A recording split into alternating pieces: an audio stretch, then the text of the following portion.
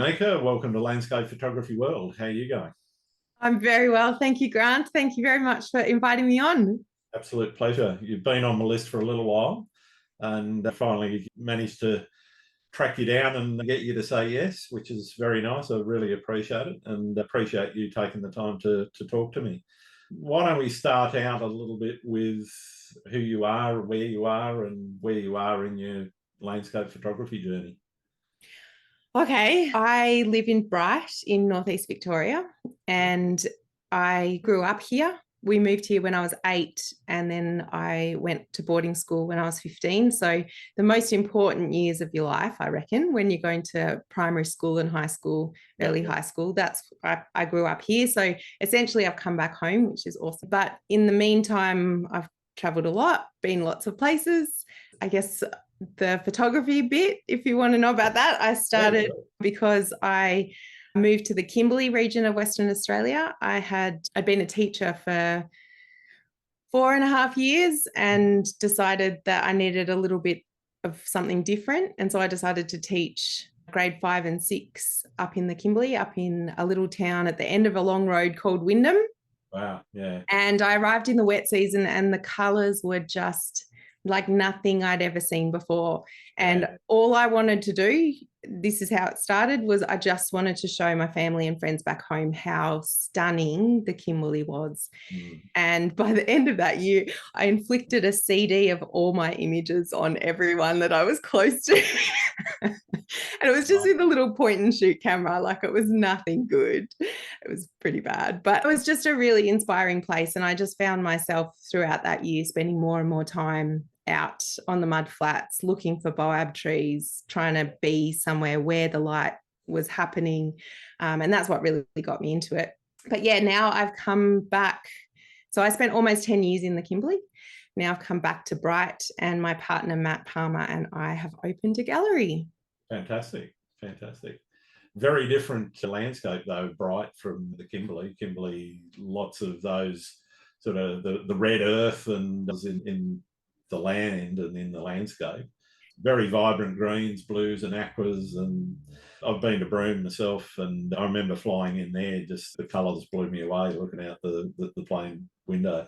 Yeah, I think I was really lucky to live in Wyndham, which is the East Kimberley, and then move across to the West Kimberley. So I lived in Derby for 2.5 years, and then I lived in Broome for 5 years. And I think that gave me it's so funny, actually. I'll sidetrack a little bit. If you set up a market stall in Melbourne and tried to sell photos of Sydney, people would be like, what are you on about? But in the Kimberley, you can have a stall in Broome and sell photos of Kununurra, which is the same distance, and it's still the Kimberley. Like that's how vast the Kimberley is. It is just gigantic. So yeah, you do get caught up a little bit in talking about the Kimberley as a homogenous kind of place, but it's not. There's particularly coastal versus inland. And I think the beautiful thing about learning photography there was that there's such a huge Aboriginal presence in the Kimberley, and it just makes you so aware of the spirituality of places. And that's one thing that I'm just forever grateful for, is that when I go anywhere, my first thought is, does this have a feeling? Does this have something that's more than just what I'm seeing? Am I feeling something? And I'm forever grateful to the Kimberley for that, because I don't think it would have happened anywhere else, that kind of desire to connect with country in that way. But because I worked, so after the year teaching, it was 14 Indigenous kids, grade 5 and 6, I then requalified as a librarian, and I was the specialist librarian for the Kimberley Land Council.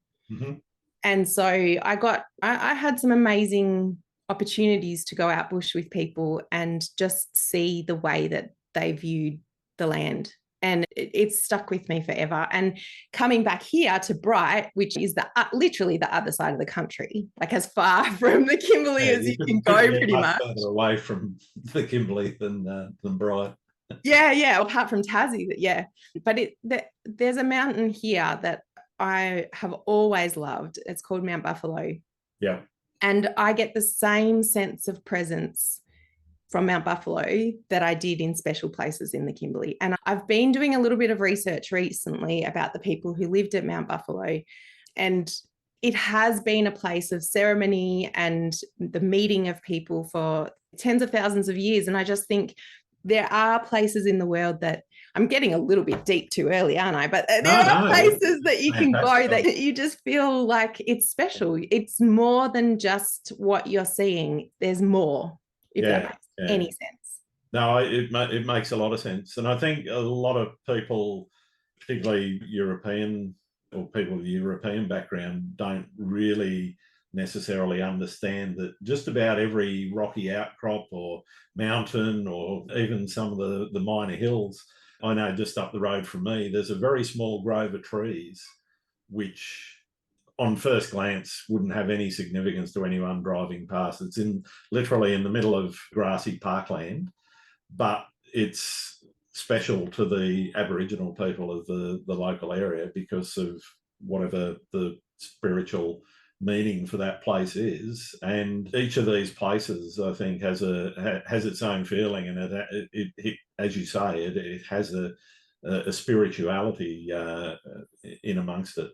Yeah, and I think when you're aware of that, like when you go and photograph and you have that awareness and it's just part of the interaction that you have with nature, there's a respect there and there's an openness there that I think results in a much more positive experience. And there are actually places I've been that I've felt threatened by. There was a boab tree.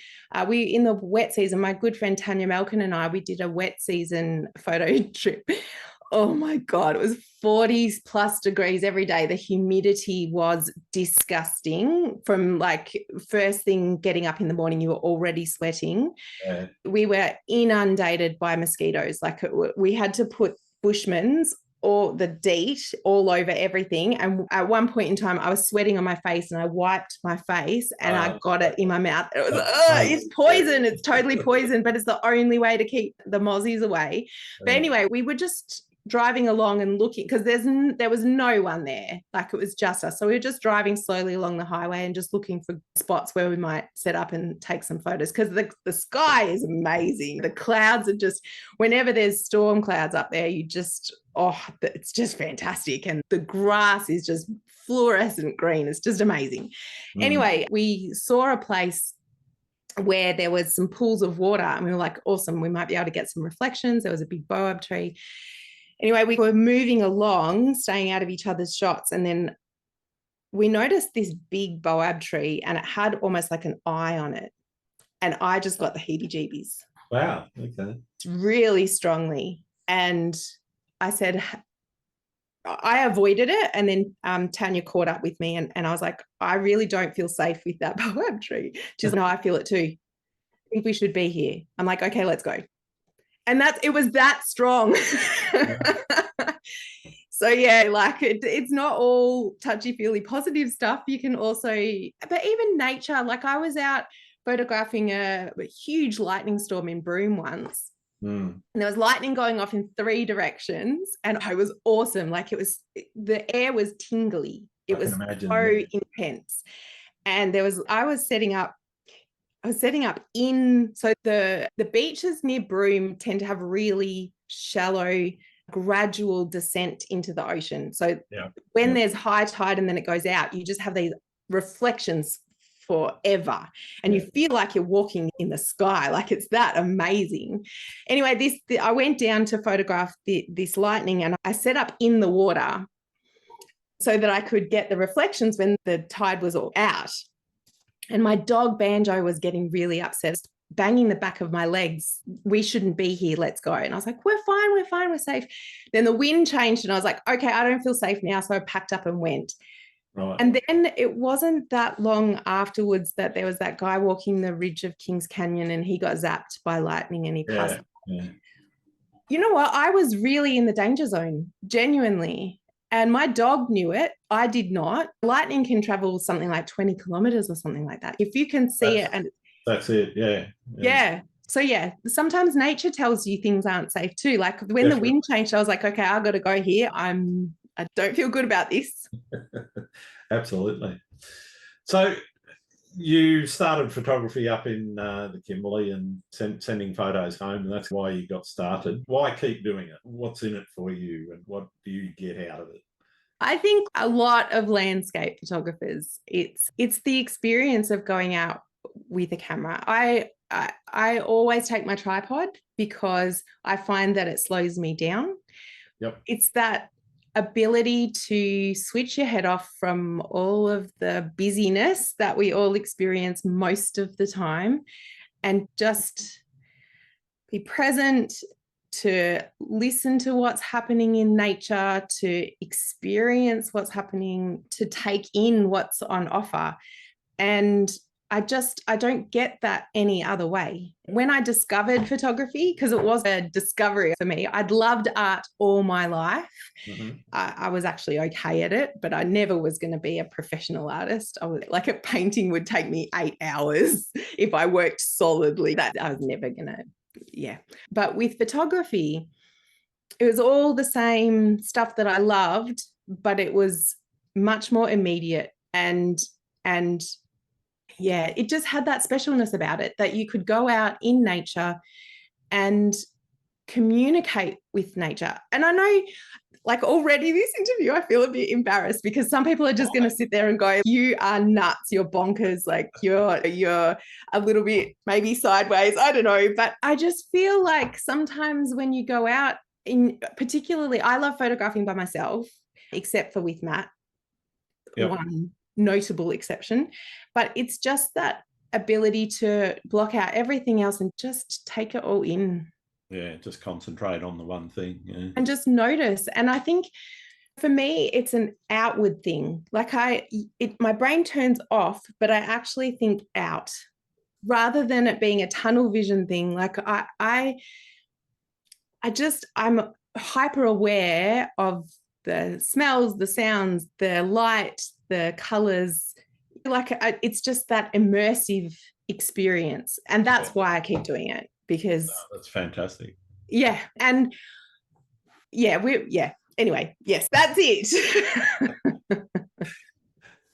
So in terms of what you're chasing, what would that be? How would you describe what you're chasing? Is it always that feeling, or is it something more in terms of turning it from the experiential side of it, being out in the field and enjoying that time in nature, to turning that into something creative and something artistic? That's a really good question. I think, it's obviously you could just go out and bushwalk and be in nature, and that seems to tick the boxes of what I'm just talking about. Many people do just that. Yeah, but I think for me, it is the artistic challenge of capturing what I'm seeing and experiencing and sharing that with others. So I don't really enjoy processing, to be perfectly honest. I find it a bit tedious. It's a job for me. But once that's achieved and I'm looking at a photo that is what I want to communicate to represent what my experience was, then I get excited again. I've got lots and lots of photographs on my hard drives from shoots that I've never processed because the processing part is such a drag for me. But photos don't go off, they don't expire. I used to think they did, and I once actually asked on Instagram, does it matter to you whether a photo was taken last week, today, or 5 years ago if I've never posted it before? And I was expecting people to say, yeah, like we want to experience what you're doing at the moment. That was my impression, that everyone wanted that instantaneous, this is what is going on right now. And everybody resoundingly said no, they don't care whether it was taken, today or And I was so surprised. And it just it gave me permission to spend more time on the photos, because when I was living in the Kimberley, I took lots of photos, but I never had time to process because I was working full time. So I've got years of photos on my hard drives that I haven't had time to process. Cool. I'm very much the same. In terms of doing that, though, I'm going to bring some of the questions that I sometimes leave to later a bit forward now. Is that something, when you have finished the shoot and you get home, are you straight into take a look at it, or do you just back it up, make sure it's secured, and then leave it and not worry too much about it and go and do something else with your time? Because I know how it happened. It's because when I lived in the Kimberley, I was actually essentially working 7 days a week. I was managing the library services for TAFE. So this was when I was in Broome. That was when I became like a proper photographer. Right. I was managing the library services for TAFE, and I was going out and taking photos whenever I could. But I also had a market stall every Saturday in Broome that was very busy. So I was needing to actually produce prints and order things. So I had like acrylic blocks and stuff like that. So I was always ordering, packaging, repackaging, making bookmarks, all that kind of stuff in my evenings. And so I was very busy all the time. And when I could, I would take chunks of time off from work. I had a very understanding boss, and I'd take 2 weeks off at a time. I'd put all my leave together, take 2 weeks off and go somewhere. But what that meant was when I came back, all my life stuff continued, and I just never had time to process. So as a consequence, even now, I do exactly what the latter was. I come and I put the photos on my hard drive and back it up so that I've got them.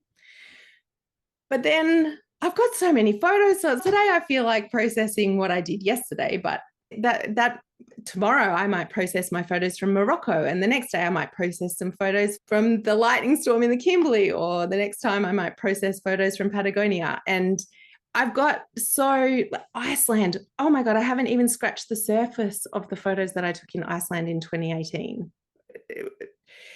Yeah. How about you? Do you? No, I'm the opposite. I'm into it as soon as I can get it onto a computer. It's really interesting. When I go overseas, for example, I don't carry a laptop around with me. I do have an iPad that I occasionally flick some of them up so that I can see them in a larger format than just on my phone or on the back of the camera. But yeah, I'm just desperately hoping the cards survive the trip home, because usually there's half a dozen cards. So I came back from the UK in July after 8 weeks over there, and I think I had about a card a week. No, I'm the same actually. I don't process at all when I'm And so when I got home, it was I've got to get into these now and take a look, see what they really look like on a large screen. But even if I go out for a sunrise shoot here in Sydney, later that morning, I'll be sitting at the computer. Wow. Scrolling through, checking them out. Okay, that's the one I knew. The one that I knew I nailed when. Wow. So look, Matt has taught me a lot about myself. Can I just tell you who Matt is? So Matt Palmer is my partner. I met him during COVID. We had actually met each other previously, but we hadn't had a chance to talk to each other. And then during COVID, we ended up in an 11-hour Zoom chat. And we just knew that was it. And he came to Bright from Tas in the middle of COVID, arrived, and it was like, this is going to really work, or otherwise it's going to be an absolute disaster, because we had to quarantine in my house. Anyway, he's an absolute legend. He was the Australian Photographer of the Year in 2018. He's an amazing landscape photographer. And I never thought that I could be with another landscape photographer, because I'm very competitive. But because he sees the world so differently to me, we can be in the same place and come home, swap cameras, and be amazed at the photographs that each other have taken. How did you see that? We just see differently. And it's a joy to photograph together, because we both like our own space. We don't hassle each other. We barely even talk. And it's just beautiful to share that. And I just feel so lucky. But anyway, I'm sidetracking a little bit. But the thing is, Matt is just like you. He comes home. Gotta be into it. Cards in. He's processing already. He's looking, like going through his Lightroom, he's deleting his, and I haven't even, I'm catching up on emails, because my priority is I got to make sure that things are sorted because I've been away or whatever. And I'll look over there and he's already processing, and I'm just like, whoa. That's amazing. But it's because his background is completely different to mine. He did music photography and sport photography. Yes, he had to turn it around. He had to get them to them by the next day. So I think the way that we come into photography has a huge impact on how we... definitely, yeah. How you've learnt not just the process, but how you've learnt to work in the field. Whether that's self-teaching, formal teaching or not. The one thing that I've learnt from talking to quite a few photographers here on the podcast is that everyone has their own approach, and they're in different places in their journey as well. And that always, you can see how they develop over time and see how they change their habits or change what they do, change their workflows and so forth. And I think the fact, and this is why I love doing the podcast, is just the fact that everybody has a different little tale to tell about how they got where they are now. Yeah, absolutely. Yeah. I think the good thing of being with someone like Matt is because he gets through his photos so quickly that he's always on the ready for the next shoot. Whereas for me, I took pretty much the whole of 2018 off when I finished in the Kimberley and moved here, and I just took photos all year. I traveled and I took and honestly, if I didn't take another photo for the next 12 months, I'd still be processing. So I've got plenty in the bag, you know what I mean? Like there's no push for me to go and take new photos, but it's nice to have.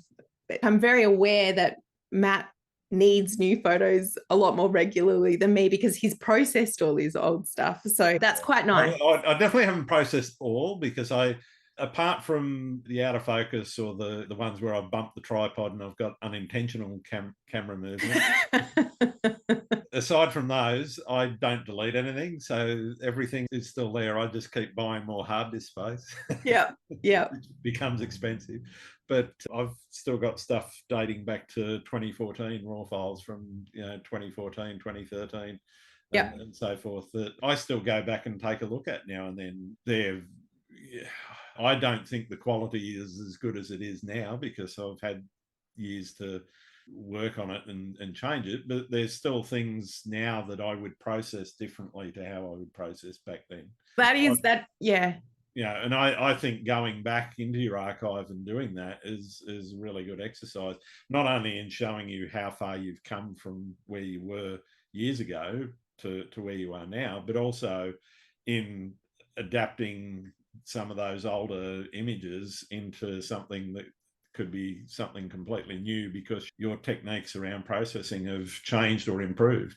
Absolutely. I think the one limiting factor there, though, is your equipment. Like a lot of people come into the gallery and they'll ask about cameras. And I think, like we were talking a little bit earlier, I think the most difficult thing when you're starting out with photography is getting your head around the settings, because once you don't have to think about the settings, then you can enjoy all the wonderful things about being a landscape photographer. But until you can get your head around the settings, that is the difficult part.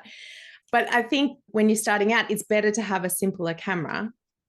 Oh, definitely. But the problem is now, if I go back to the photos that I took in the beginning, the compositions are still great. Like I actually did have an eye for composition, but the quality of the files is just abominable. You put it in Photoshop, you hit the auto curves and it just falls apart. You can really see the difference. The cameras that I use today, the Nikon D810 and the Z7, are 36 and 45 megapixels, and the little D60 that I had is just... And this thing, once you get used to using those higher megapixel cameras and so forth, it's very difficult to look at images on lesser sensors because because I'm used to this crystal clear quality. Yes, that's right.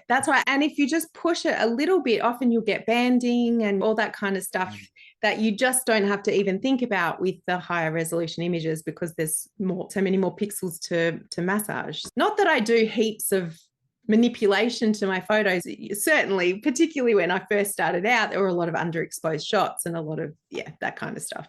Yeah, I get what you mean. So you mentioned that you've always had that eye for composition. Where did you start to be conscious of it being something more creative than just saying, okay, I'm lining up this nice scene, that's a pretty scene, and I'll make sure I include that hill or mountain or all of the branches of the tree. I'm not cutting the top of the tree off or the bottom of the tree or whatever. And you stopped thinking about some of those things and you started thinking, okay, how do I make this look a little bit unique and a little bit different? I think, firstly, I want to say I think I was really lucky with the art teachers that I had, because they taught me art theory and art history, and I always was interested in other people's art. Mm-hmm. And I think when you have amazing teachers, the information sticks. And so I've always had that sensitivity. Right from the beginning, moving to the Kimberley, I was trying to take photos that were making the most of having a camera. Distortion. I had a 10 to 20 Sigma lens, I think year 2. So I started with a little Kodak EasyShare, and then my parents bought me a D60 for my 30th birthday, and then I got the 10 to 20 Sigma, and I loved how it distorted everything. I loved how you could make things look different. And even my processing in the beginning, like I loved tonal contrast because it looked different. Now I look back at those photos and I just cry. Oh my God. We all cringe at our early work. It's part of the learning curve. It is part of the learning curve, but I think the good thing is now I understand what I love about photography, and that is that I love to showcase nature. So I'm not consciously trying to put a Mieke Boynton stamp on anything. Sure. I'm just hopeful and hoping that nature will provide something special that I can then capture and share. And that's not just saying it, that's legit. If it's a really rotten day and the weather's crap, and I know that I'd have to do a lot of work to make it look any good, I'd prefer not to take the photos, because then it becomes more about the artistic side of things rather than the nature side of things. And for me, it's the nature side of things that's more important. Yeah. And it's not, my favorite photographers are actually, apart from Matt, he is my favorite photographer, but my favorite photographers are actually photographers who are much more on the artistic side of things. So it's not that I don't appreciate that. It's just, for me, it's honoring the experience that I had, because that's the most important thing for me, is the experience. The photos are the secondary output. Having said that, if I couldn't share my work, I think I wouldn't be as excited about photography, because I do love sharing my work. And I know in a lot of your podcasts, you talk a fair bit about social media. And the one positive thing for me is that there's some, I'd say mostly older people who don't get to the opportunity to go out and explore nature very much. And Absolutely. Through social media, I often get comments about how much joy seeing these places brings to them. And I love the fact that I'm not creating something for them. I'm capturing something that I'm sharing with them.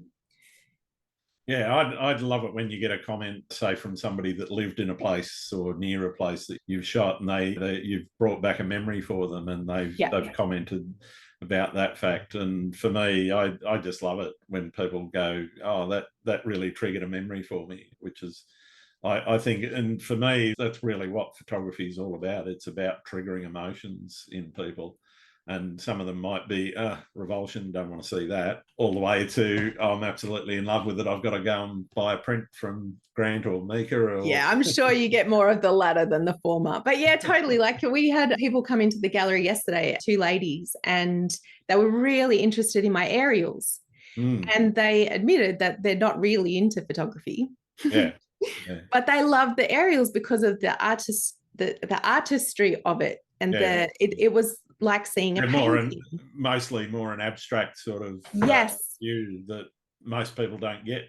Yeah, and that's one reason I love photographing abstract aerials, is because the landscape photography, I actually view them completely differently. The process is so different, that like the experience of photographing them is so totally different, that feeds through to the processing and the output. And with abstract aerials, it is about the artistic nature of things. And I don't mind pushing the boundaries a lot further to make something beautiful and artistic, because I feel like that's what I'm bringing to it. And when I'm shooting aerials, it's so noisy, it's so busy, there's wind in your face, there's hair in your mouth, it's all hectic.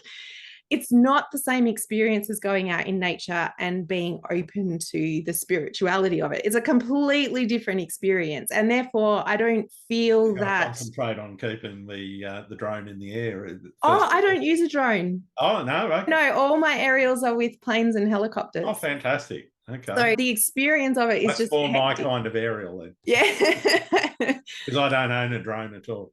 I've never used a drone. I've never tried. Nor have I. No interest. It's not that I have zero interest. It's more that I've had some negative experiences being in places when I've heard the sound of a drone. I don't want to be that person either. But flying, and most of my aerials are taken in places where there's no one around. Like, no one is going to be bothered by the sound of a helicopter where I'm shooting. I'm not inflicting that on anybody else. But yeah, these ladies, I'll go back to the story. These ladies came in and they were astounded at what they were seeing in nature. And they could see figures and trees and all the rest of it. And that's what I love. That's what I really love. And I think we were talking and they were saying the reason they love art paintings more is because they respond more emotionally to those paintings. Yeah. And they were getting an emotional response to these aerials. And I just thought that's so cool. That's what every artist, regardless of your medium, is trying to do. I reckon he's trying to elicit an emotional response from people. Yeah, absolutely. So talk to me a bit about the aerials then, as we're on the topic.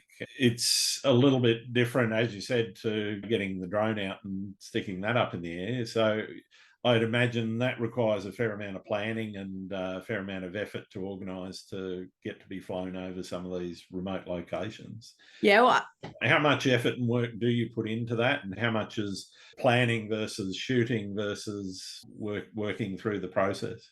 The planning's really important because the majority of Australia is not worth photographing from there. Let's be honest, pretty boring. So it's not like you can just go. And I learned the hard way that you really do need to plan. I went on one shoot and it's a great learning experience because it's bloody expensive to do aerial photography. And if you don't make too many mistakes in what you choose to do. Yeah, if you choose to go a spot I chose to go a spot where I thought that there were geological formations, and it turned out that what I'd been viewing on Google Earth was actually vegetation. And in the air, the differences between the vegetation were very negligible. And I wasted a whole shoot. Like the only photos that I got from that shoot that were any good were actually, there was an area that had dried out that was muddy and there were animal tracks across it. So for a whole entire aerial shoot, that's all I came home with. And I was just, from that was a really good learning experience, because you really do need to do your research and you need to understand the height that you're looking at. Because I use Google Earth to scope out areas. Obviously, like, Australia is so blessed with amazing aerial locations, and most of the best aerial locations have already been shot by somebody else. Get something unique. And absolutely. I think that's the beauty of some of those abstract. You can change altitude by 100 feet, and that same structure or same formation, rock formation, looks completely different. The shadows are different. The light on it is going to be different at different times of the day and different times of the year as well.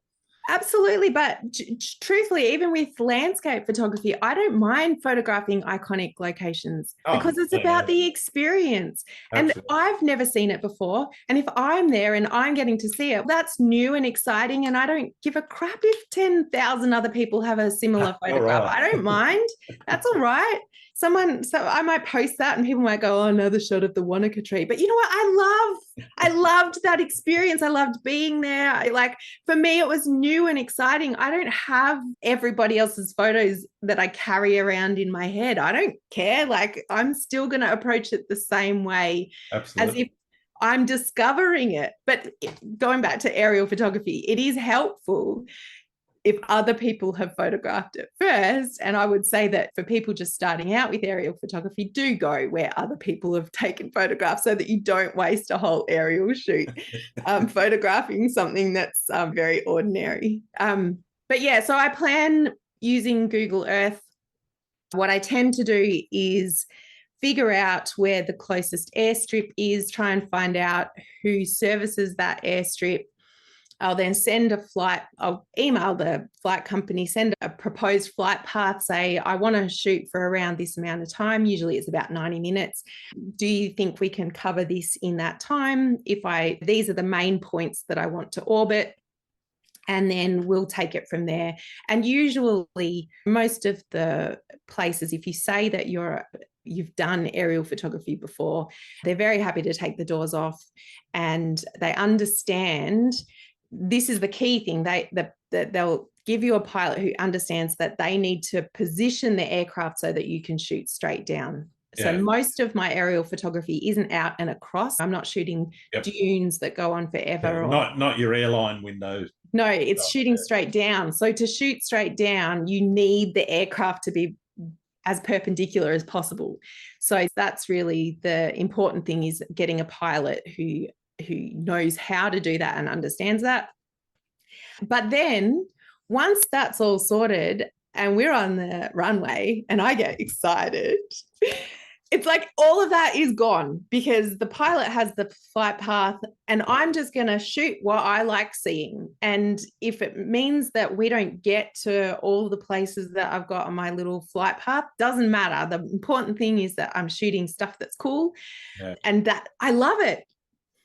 So is there much communication with the pilot during the shoot? And yes. How does that work for you?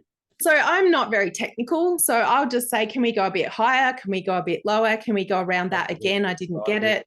Yeah. There's usually I'll fly between 10,000. Is that right? 10,000 feet. Yeah, that's relatively low. It's about 10,000 feet is, how much is that in meters? It's about 3,000 meters. Yeah, numbers and me don't get along so well. Okay. I just go blank. But yeah, I think it's 10,000 to 15,000 feet that I usually fly. Okay. But that usually if you charter a helicopter, for example, they can fly as low as 500 meters. Yep.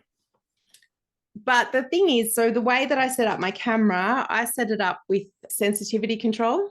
So I use aperture priority, I set my aperture, and then I set the parameters for the shutter speed and the ISO. Yep. And I shoot with fixed focal length lenses, manual focus lenses. And because they're not auto lenses, you can turn the focus ring until it doesn't go any further and it sticks on infinity. Yep. And so as long as I don't get too close to the ground, all my settings are taken care of. Yeah. Cool. I literally don't even need to focus, because I can just hold the focus ring as far as it'll go. And because I'm no good at numbers and because I'm not very technical, that just works for me. And I don't get blurry photos. So that's really handy. But yeah, so in terms of talking to the pilot, it's nothing very technical. It's just, can we go back around that or whatever. The things that are good to be aware of is, with a helicopter, you can go up and down really easily, but with a plane, they actually lose altitude as they go around. So you just have to keep that in mind. You can't ask pilots to do what they can't physically do with their aircraft. I made the mistake once. I was flying over Gutharaguda Shark Bay in Western Australia, and the pilot is a really cool young guy. And it was in a Cessna 172. So I'm just shooting through the window.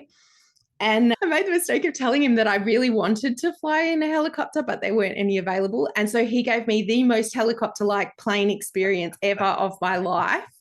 And oh my God, after 90 minutes, I was ready to puke. Yes, because he'd thrown the aircraft around, up on one side and then up on the other side. And my poor stomach was like, okay, this is not great. But the photos were amazing because he really positioned the plane so that I could shoot straight down. It was fantastic. Yeah. That's amazing. How would you define success in your photography? That's a hard one. I would say that I have achieved success because I am talking to you on a podcast. I'm in a gallery. I know what I'm doing with my camera, and people are purchasing prints from me and making their lives happy. Sounds good to me. Let's talk a little bit about the gallery then.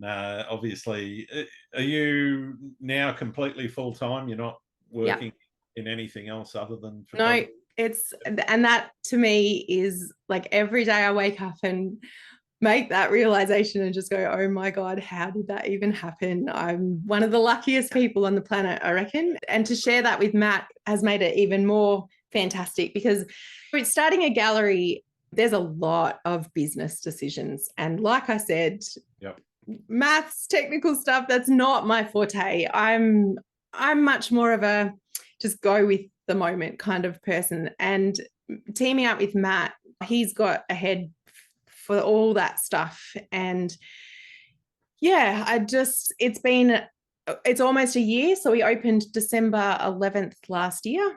Right. We had talked about it a fair bit beforehand. The reason that I moved back to Bright from the Kimberley in 2018 was actually because I wanted to open a gallery.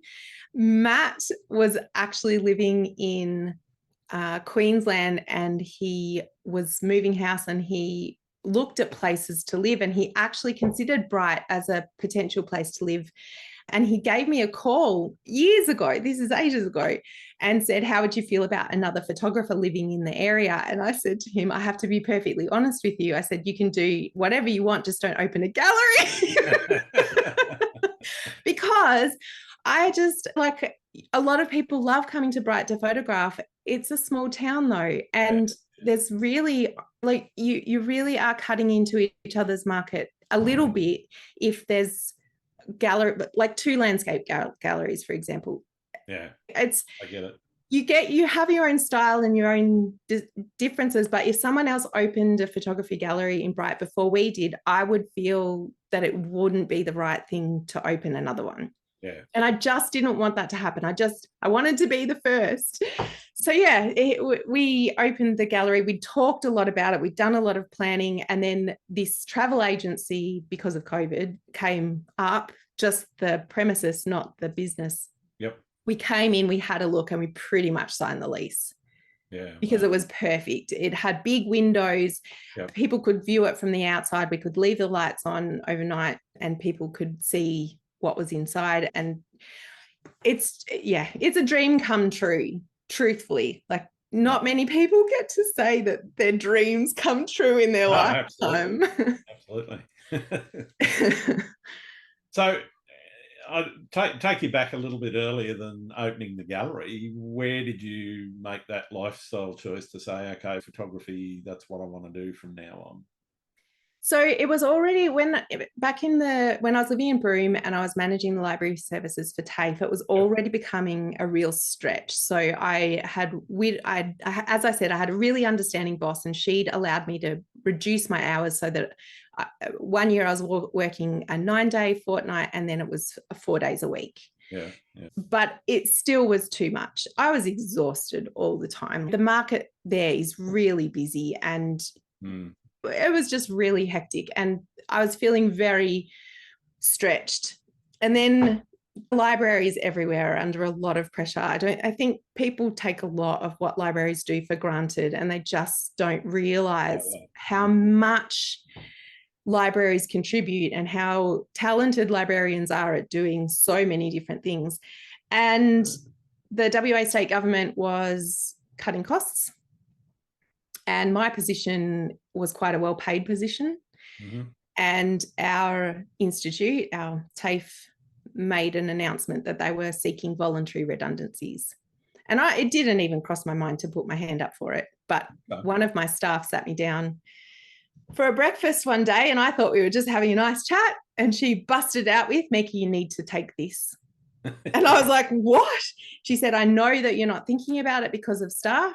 She said, we will be fine. We have skills and qualifications. But you need to do this. She said, photography is your future. This is the best opportunity for you. And I was just blown away. Firstly, that someone would have enough of an interest in me and my future to that's a risk that's huge. Absolutely.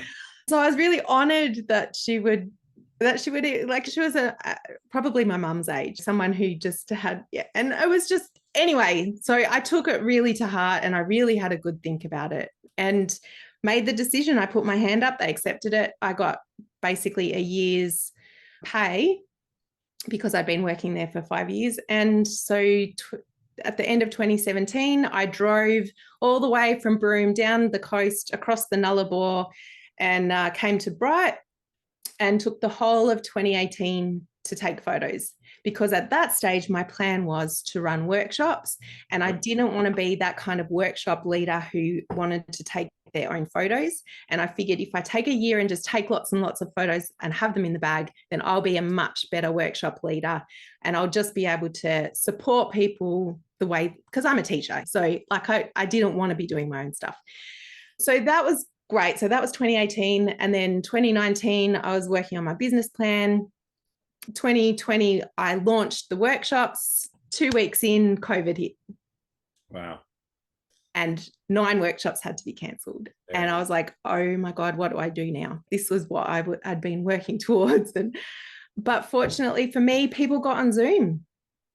And I ran all my workshops the same content that I would have for in-person workshops, and because I'm a teacher, I had planned, PowerPoint presentations anyway. Learning plans, so in the end, I think it was over 40 Zoom workshops during COVID, which I've now made available as videos that people can access. Yeah. But yeah, and then I met Matt, and then we opened the gallery. That's pretty much how it all happened. One of the things a lot of photographers that are starting in the business side of things, whether they're doing it as a side hustle or whether they're doing it full time, is how do you work out how to price your work? I'm not asking, well, you set the price at $3,000 for a print this big and that sort of thing. What I'm saying is, how do you actually do that calculation and how much work have you put into that thinking around how pricing works? Yeah, it's really hard and there's no easy answers. And there's people talk about rule of thumbs and that's really handy when you're first starting out. They say whatever it costs you to produce, multiply it by 3. The truth is, like, your experience and like that doesn't take into account any kind of difference in your talent, basically. But I think doing the market for a long time really helped. So when I first started doing the market, if I could make $2, I was happy because it was just a hobby on the side. When I was in Broome, I was selling prints, big A3 plus prints at $35, $40. Now I'm like, oh, wow, that I thought that was a really good price. But the truth is the time that you spend going to these places, the petrol money, the printing, the inks, once you add it all up, you start to go, okay, this is actually not a great return on investment. No, and I guess I'm never critical of people who underprice their work because the truth is most people don't know how to price their work. And I think some professional photographers can get a bit grumpy. Like, I'm sure that there was a professional photographer in Broome who had a gallery. I'm sure he was dark on me for the prices that I had on my work. But the truth is I didn't know any better. And I would prefer, if I have to get up at 5:10 in the morning and I don't get home till 3:00 in the afternoon, I've spent the whole day talking to people, like, it's hard work. I would prefer to sell lots of stuff during that day than sell a couple of things. So I priced things so that people could afford them. Because that makes it a much more exciting day for me than standing there and people looking at your prices and going, oh, I don't think I can quite afford that. But it's a really good question. And Matt and I spent a long time talking about the prices of our work, but also talking about editioning, whether we were going to do limited editions or open editions. And I'm really glad that we both had enough experience and knew enough about how it all worked to have meaningful conversation about it.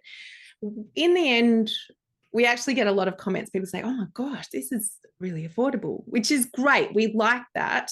We wanted to make sure that opening in a small town, we didn't put people offside. And that was more important to us than becoming rich and famous. I don't think our work is cheap. There's a lot of people who can't afford what we've got, but there's a lot more people who can. And we try and have things at different price ranges so that anyone who comes in, at least they can walk away with a card. You know, and I think that's an important thing, particularly if you're trying to open a gallery, is to have that range of product. It's not just, okay, here's the big mega acrylic print that's 3 meters wide and 2 meters high. You've got to, you want to sell them, sure, and put a premium price on those things, but you also want to be able to get that somebody that just wants to pay $3 or $4 or $10 or whatever for a few cards and image to take away with them. I think we're constantly looking at it, because actually the truth is prices are going up for everything. Prices are going up for the paper, the courier prices are going up. We have framed canvases, the price of the wood, even being able to source the frames is becoming more difficult. Our metal print supplier, or because there's so many people in the supply chain, you don't really realize it, but the end product is not just like, we do our cotton rag printing up to a certain size. I do that, which was a wonderful learning experience. And delved into the black arts of printing. Oh, there's so much involved. I'm so glad that I started a long time ago and made a lot of mistakes back then, so that now I'm totally across it, because it's a whole learning. It's just as involved as learning Photoshop. Learning how to print is a whole extra complete field in and of itself. Color profiling, color management, it's just, so all of that is a factor. All the pricing of it's hard. I have no good advice. I think you've given some hints anyway, and some ideas that people can hang off and start looking at. But everyone I asked, nobody's come out and said, oh, here's the formula I use, and it's just like A plus B equals C, you know. It's tricky, and I think it's the most tricky because art is so subjective, and what you think about your work is not necessarily what anyone else thinks. Markets have different price ranges as well. If you're in Sydney and you're trying to sell art, the market there is going to be different to somewhere like Bright. Absolutely. And the volume of people in itself is a factor in how much you may or may not be able to sell. And the difference in price, going back to Broome, when I had my market stall, it cost me, I think, $5 in the off season and $15 to have my stall. Compare that to, for example, I don't want to name names, but there's a well-established photographer in Bright who has a storefront. Real estate in Broome is incredibly expensive. He's got to make a living, so he can't charge next to nothing for a print. Like, all of those factors are, there's so many things to think about. It's not a simple equation. And it's not just what will someone pay for this. Matt is constantly saying, Mieke, you're not our target market. Just because you won't pay this, that is completely irrelevant. You've got to divorce yourself and your opinion of what it's worth and what you would pay for it compared to what somebody else who has no idea about all of the hidden costs that may be there to actually extract some kind of value out of it. The value it might be a gift for somebody else, but the value of it is that it's going to be sitting on someone's wall, making them smile because they've got this beautiful image there. And ultimately you're walking the line between wanting lots of people to have your work and appreciate it, and also being able to make a living, because we want this to continue. We don't want to have to, we've just extended the lease for another 2 years. Yay. But we've got to make that work. And there are times of the year that people don't come to Bright. Like, people think it's really busy in winter, for example, but actually what happens in winter is people are focused on skiing and they literally drive through Bright and go up the mountain. Yep. So they're headed to Mount Buffalo and not. They're headed to Falls Creek and Mount Hotham, and they've spent a lot of money on their lift tickets, their resort entry fees, their accommodation, because everything's up the mountain, the expenses for food are a lot higher. They're not interested in hanging out down here. Yeah, yeah. Whereas autumn, summertime, that's busy for us. Yeah, yeah. So talk to me a little bit about Brighton in the local area and how that has changed how and what you're shooting now from where you were. You're obviously still occasionally going out and doing your aerial stuff, but has living in Bright changed what you're shooting and how you shoot in any way? Really changed how I shoot. I'm just very grateful. Like, when I grew up here, I didn't appreciate Bright. I thought it was boring as batshit. We nicknamed it Geriatricsville. It has changed a lot. Bright has changed a lot since I was a kid. So they put in a bike path where the railway line used to be. And so now it's a very active town. A lot of people come here for mountain biking, paragliding. There's a lot on offer. There's a lot of festivals now. We just had the Rod Run, which was amazing. All these, I'm not a huge fan, to be perfectly honest, but it was crazy to see how many people came here with all their cars. The Autumn Festival brings people from it. Like, it's a really busy town. Yeah, yeah. But the beautiful thing about Bright is we are nestled in the valley between Mount Buffalo, which is an hour away, Mount Hotham, which is an hour away, and Falls Creek, which is an hour away. And they all have their own different personalities. My favorite is Mount Buffalo because of what I talked about before, because of that spirituality. It's just a very intimate mountain. Yeah. You can go there every day for a week and find new things to photograph.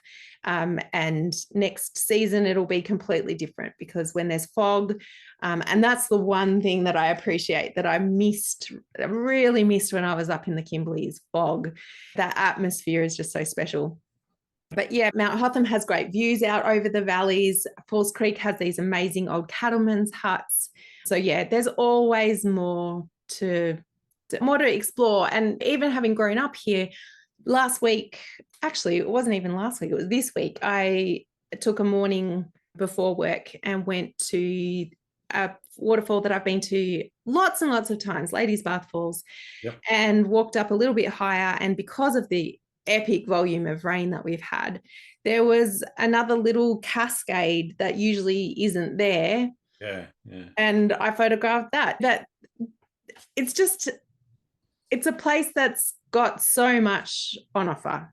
The only time that it's boring is basically January, February, because it's blue skies. Yeah, right. But even then, you'll get the occasional, like the Kimberley is boring as anything for May, June, July, August, September, because it's the dry season and you don't see a cloud. Here, at least, there's none. Here, at least, like, we do get an occasional storm come through or whatever, and you can go up and take photos. So yeah, it's always changing. Yeah. I love that. Have you got one particular favourite spot? Is it Mount Buffalo that it just keeps calling you back? Yeah, it is. And I just feel like there's so much more that I haven't had a chance. There's a walk all the way from the base of Mount Buffalo to the top. It's called the Big Walk. I haven't done that since I was probably about 12. There's just lots. I just feel like you can probably never see everything there. And even if you have seen everything there, the weather changes and it's new again. Yeah, fantastic. What's your most memorable experience in photography? Oh, that's hard. There's a lot. Good. I'd have to say probably the one that springs to mind the strongest was the first time I did an aerial shoot. And that was actually on a workshop with Christian Fletcher. It was at Home Valley Station in the East Kimberley. And it was my first, they'd organised as part of the workshop an aerial shoot. And I just, like my background when I was a kid, I loved gymnastics and skiing, and I did diving. Like I actually did a diving camp, and then later on I did surf boat rowing, and I actually did bobsleigh for a while. And then the first time I went up in a helicopter, I had that same adrenaline rush, that same you just, and then flying out over the East Kimberley mudflats and seeing the tidal patterns they look like branches of trees. It was just incredible. So that was really the moment where I was like, oh my gosh, I can combine my love of abstract with photography, but also with the thrill, the excitement that I missed so much from sport. So that was a big moment for me. And probably there's two others that I'll mention. Opening the gallery with Matt, that's huge. That's massive, life-changing. And probably also winning the Pano Awards. So I was the first Aussie and first woman to ever win the Pano Awards. So that was epic. And that was just like, I didn't believe it. Like the organizer, David Evans, he rang me, and I was a bit naughty. I was driving along and I'd missed the call, and I hit play and I had to pull over. I was shaking so much. I was like, can this be real? You know, like I had been entering that competition for so many years and just trying to get one better than the last year. Yep. So it was very plodding kind of improvement process. And then when he rang, I was just like, yeah, they're probably the big ones. Fantastic. What about horror stories? Everyone has one. I think everyone has those moments where you get a drowned camera at the beach, or you slip over and smack your lens and all that kind of stuff. But I think that's just part of. Oh, definitely. I could describe it and I could get all epic on you, but I think they pale in comparison to the joy. And you just have to, as long as you're not too badly injured. And I've never been, I will tell one story, and I think it's indicative of the whole Kimberley experience. Yep. It was quite early on. I was living in Wyndham, and I'd come to Manning Gorge, which is this absolutely huge cascading waterfall. And I'd gone there before sunrise because I wanted to get a long exposure. And I had my 10-stop filter. And anyway, I couldn't go too early because of the travel time. And I wanted to get a different angle. I don't do this anymore, but I wanted something different to what I'd seen. And so I went off track. Yep. And I knew this was a really special spiritual spot. And I knew that I shouldn't be going off track. And I did it anyway. And then I tried to climb up on a ledge, and the weight of my backpack was too heavy, and I fell backwards and winded myself. Ouch. And I actually went, I knew that I shouldn't be doing this, and this is my karma. This is you being told that you're being a shit. Yeah. So don't. You're doing things you shouldn't. Yeah. And I took it that way. That's not how it always is. Like, I've done stupid stuff that's totally my fault, is not nature's fault whatsoever. But yeah, how about you? What have you? I'm sure you've told your horror stories. A couple of times. Usually it's being hit by a wave that comes up and swamps the camera. And I've had the Canon 6D Mark II now for quite some years now. It's been in the shop twice and had its replaced simply because of corrosion and salt. Oh, that's the killer, isn't it? Yeah. It looks okay from the outside. It doesn't work. You send it in, they show you a photo, and it's just all eaten. Yeah. There's not much capability for it to transmit electric signals. Yeah, no. Yeah. So yeah, that's mostly what I've had. Luckily, I haven't had any real physically dangerous things like falling over. My wife actually, we were in the UK the last trip there. I thought she'd broken her neck. We were walking back from a waterfall that we'd walked sort of 2.5 hours into the Lake District up the side of this mountain. And, I snapped away, did all of that. We were packing up on our way home, and my wife put her left foot down, and it was sort of like quite a steep hill we were on with quite a narrow track. But she put her foot down, and obviously it just kept going down the hill. And so she went down head over heels and landed in this she dropped probably about 5 or 6 meters. But she dropped into this little sort of crevice thing in amongst these rocks next to the stream. And I was trying to scramble down there as quick. I was behind her at the time and trying to scramble down there, screaming at her not to move. But she got up swearing, so I knew she was fine. Oh, but, yeah, that makes the heart go, doesn't it? Yeah, I still have PTSD about it sometimes. But she actually cracked a couple of ribs, so she wasn't completely uninjured. But yeah, you really need to be like, I know it sounds really obvious, but you have to be so careful. Yeah. I was in the Sahara Desert in Morocco, and I was so excited to be in the Sahara Desert that I literally just lost track of where I was. Yeah. And the sun came up, and it was just magic, and I was taking photos, and then the sun, when the golden light just ends and it's just ordinary light. You just daylight. Yeah, and you just know it's time to go. And then I realized I have no idea what direction I'm supposed to go back in. And it was a real moment, that really sickening feeling like I've just made a really bad mistake. And by that time in the Sahara as well, the temps are starting to get in. And I was really worried that I was going to be that lady on the news, the Aussie that died in the desert because she didn't have enough water. Yeah. But fortunately for me, the night before it had rained a little, which is so unusual. And there were areas where I could see my footprints, and I just could follow my footprints back. But it was a real reminder that, you're not safe. Like, you have to be aware that nature is far more powerful than you, and you've got to be aware. Yeah. Speaking of strong forces and that, have you ever hit a creative wall? And if so, how did you deal with it? That's a really interesting question. I don't feel like I've really hit a period of longer than a few days where I lose my creativity altogether. Yep. But social media for me is a really good litmus test of my mental place. Usually I really enjoy looking at other people's photos, and I don't have a lot of free time, so I don't tend to comment, but I like a lot of people's photos. But if I ever go on and I see someone's photo and I feel jealous, then I know I'm not in a good place mentally. Yeah. And instantly I go, okay, what do I need to do to fix this? And usually it's turning everything on, like turn my phone on airplane mode so no one can contact me, and so I can't go on and check anything.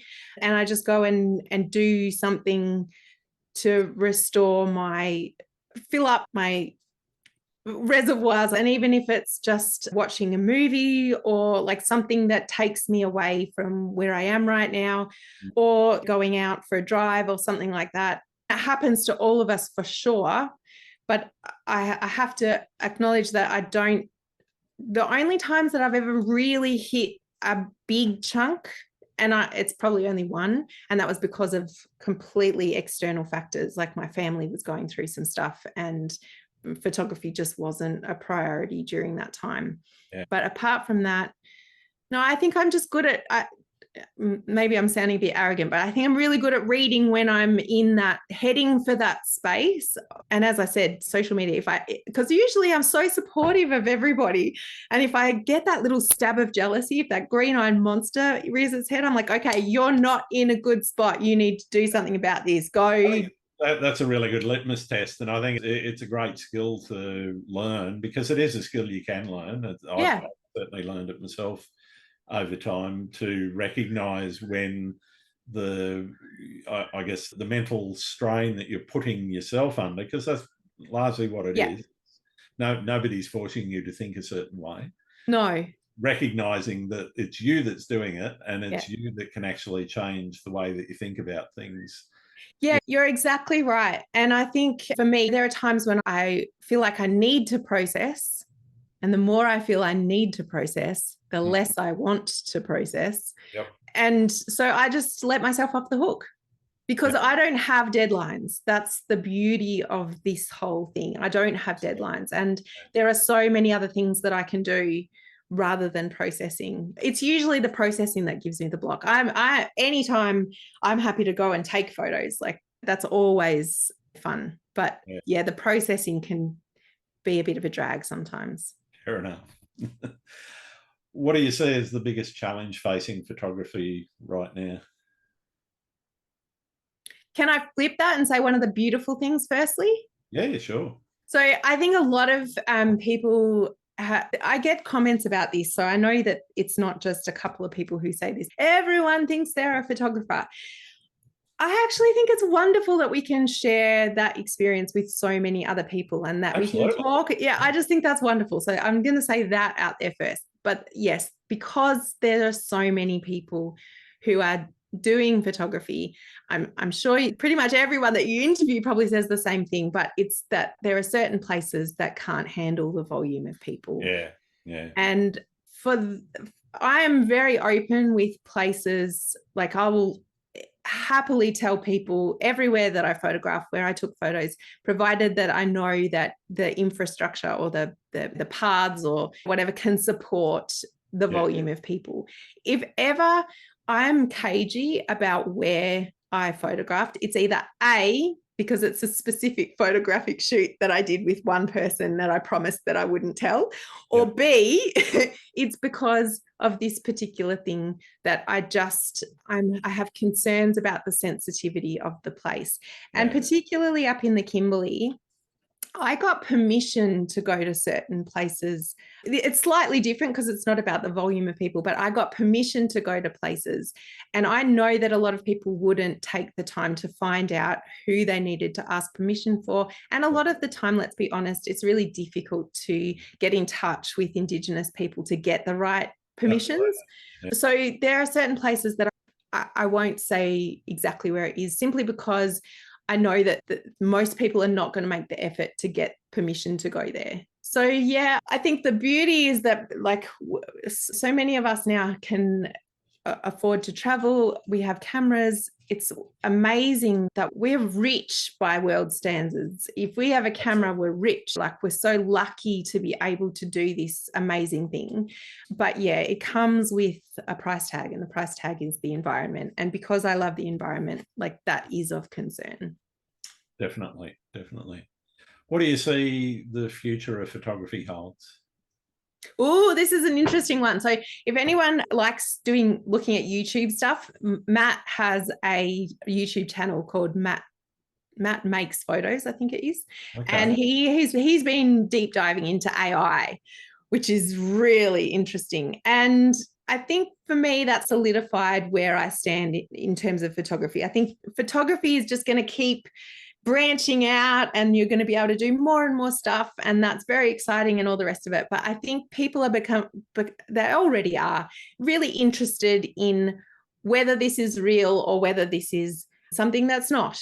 And I think knowing where you sit on that spectrum and being honest about it is really important. And I think more and more people, and there's no fear, I think, about what you create and all the rest of it. I think at the end of the day, it's your own personal honesty that people will care about.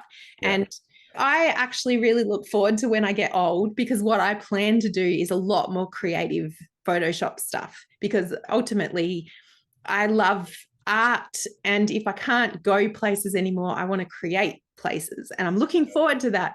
But that's not what I do now. And the reason that I don't do it now is because I want people to know when they look at a photo that's by me, that it's real and that it's nature, and that the beauty of it is not created by me. The beauty of it is created by nature. All right, we're probably nearing the end of our time together, so I'm going to ask if you've got any other photographers that you think I should be talking to, and let me know who else to put on my long list. I've got a few. So firstly, obviously, I think it'd be awesome to talk to Matt, because he's the other side of this equation. And he does have his own, he's very different to me. So it certainly will not be a similar conversation, but his work is amazing. And what I really appreciate about his photography is he's got a design background. And so he notices stuff that I just don't. And he's got a quirky eye that's really, so yeah, I would definitely say have a chat with Matt. He's also had such a wealth of experience in so many other genres. So he's got a very different background to me. Another photographer who does more creative photography, but I know she loves landscape photography and I've got some of her work, lucky me. Kath Salia, she's an amateur photographer, but her work is absolutely exquisite. It's definitely professional level. It's amazing, mind-blowing stuff. So I think having a chat to her, I don't know if she does stuff like this, but worth the question. I can but ask. You can but ask. Chris Saunders, who on Instagram is 645 Imaging, his aerials are just next level. He's so different to mine. We actually went on a trip recently and I learned a lot more about how he approaches photography, and you get lulled into the sense that a lot of people think just like you.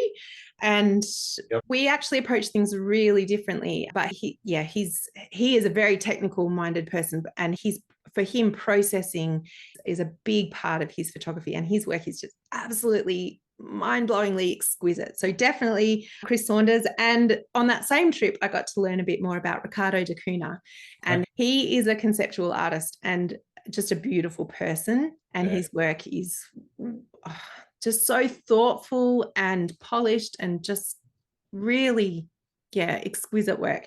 Definitely him.